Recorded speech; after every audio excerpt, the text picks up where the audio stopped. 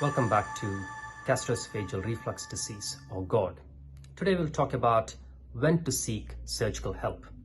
When someone is diagnosed as having GORD or suspected to have GORD, the first line of treatment is either to change the lifestyle, avoid risk factors if possible, and possibly start on an anti-acid medication, most commonly known as proton pump inhibitors.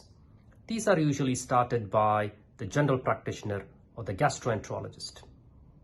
The role of the surgeon comes into play when these medications don't work, or the patients have developed a hiatus hernia, which is not usually treated by proton pump inhibitors, or the patients have known to developed some complication of the gastroesophageal reflux disease. Next time we will talk about what investigations that might be needed before considering a surgical treatment.